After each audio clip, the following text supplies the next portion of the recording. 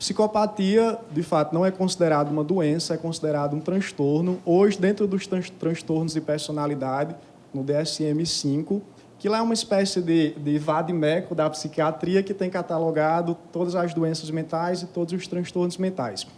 Hoje nós temos 10 transtornos mentais e entre esses transtornos mentais nós temos o que podemos enquadrar como psicopatia. Dentro da psiquiatria a gente conhece como, por outro nome. A gente tem 3 nomes para a psicopatia, que é transtorno de personalidade antissocial, certo? Também conhecido como psicopatia ou sociopatia. Na prática, nenhum desses 3 nomes respondem de forma adequada o que seria efetivamente esse transtorno. Quando a gente fala de psicopatia, é como se a gente quisesse dizer que essa condição é uma doença mental. E, de fato, não é uma doença mental porque não causa sofrimento para quem tem essa condição. Sociopatia também, a gente não pode considerar um nome adequado pelo fato de que sociopatia ela nos direciona a acreditar que esse indivíduo ele é formado exclusivamente pelo seu contexto social e pela sua formação. E transtorno de personalidade antissocial também não responde de forma adequada, porque, querendo ou não, é uma definição muito ampla que a gente pode, efetivamente, colocar outras categorias de indivíduos também. Algo interessante em relação à questão da psicopatia que a gente precisa saber é que trata-se de uma condição. Como a nossa psicóloga tinha falado, de fato, a natureza dele é idiopática. O que é que significa? Hoje a ciência não sabe exatamente o que causa a psicopatia. A gente acredita que tem um fator genético e a gente acredita que tem um fator também de natureza social. Mas não dá para a gente dizer exatamente como que funciona. O que a gente sabe efetivamente é que o cérebro de uma pessoa com transtorno de personalidade antissocial é diferente do nosso cérebro. O funcionamento do cérebro de alguém que tem o transtorno de personalidade antissocial é diferente do cérebro de Kaliel.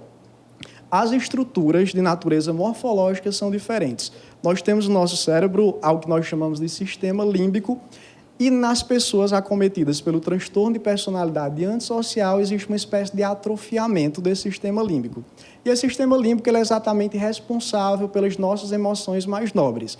E uma das categorizações da psicopatia é exatamente essa ausência de empatia pelo outro, certo? Ele não consegue se colocar no lugar do outro. Então, é interessante e importante que a gente não confunda o transtorno de personalidade antissocial com outros transtornos ou doenças mentais. Pelo que o meu colega aqui tinha falado, trata-se de um caso de esquizofrenia, que é alguém que, quando está naquela condição, ele, de fato, não pode, inclusive legalmente, responder pelos seus atos que ele não tem consciência.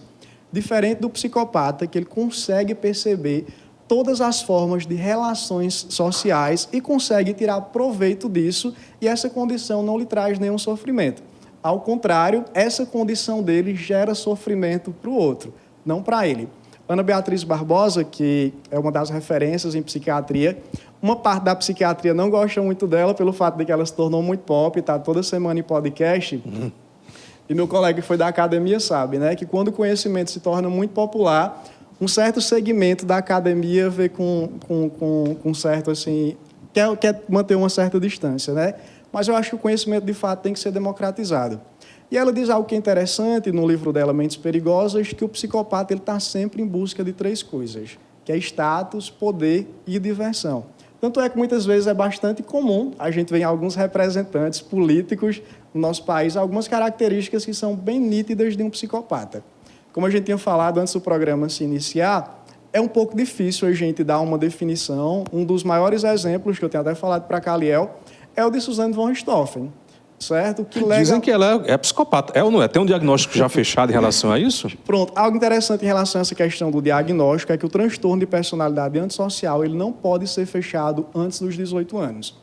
Certo? Apesar de ter vários indícios, tem muitas crianças que cometem crimes bárbaros pela nossa legislação e até pela psiquiatria também, é indicado que esse diagnóstico ele não seja fechado antes dos 18 anos. No caso de Suzanne von Richthofen, a gente tem 2 laudos que dizem que ela não é psicopata. Já no caso da Matsunaga, por exemplo, a gente tem 2 laudos e um diz que ela é psicopata e outro diz que ela não é psicopata. Para você ver o nível de complexidade de se dar uma definição em relação à questão do transtorno de personalidade antissocial e da psicopatia. Tem alguns estudos recentes, apesar de não estarem presentes no DSM, de que eles apontam de que a estatística de mulheres psicopatas é de 1 para 3 homens, certo? Geralmente, o que a gente tem é que os casos que são cometidos por homens, pelo fato de serem muitas vezes mais graves e muitas vezes, como você tinha pontuado também, não tem o cuidado que geralmente as mulheres têm, até pela questão da própria formação, aí naturalmente eles vêm mais a público. Tem mais notoriedade. E isso, Ana Beatriz Barbosa tem até pontuado, inclusive, de que ela não acredita, ela acha que a questão da proporção é a mesma, mas ela alertou para essa questão. Geralmente a mulher, até pela sua própria formação e criação, quando ela comete crimes, ela tem um cuidado maior. Até como a gente vê dentro do direito penal, os crimes que são cometidos por mulher geralmente são crimes mais limpos, né? São crimes diferentes da natureza dos crimes cometidos Dizem que são mais meticulosos. Digamos que sim, digamos que nessa área de crimes, de fato, elas são um pouquinho nesse sentido.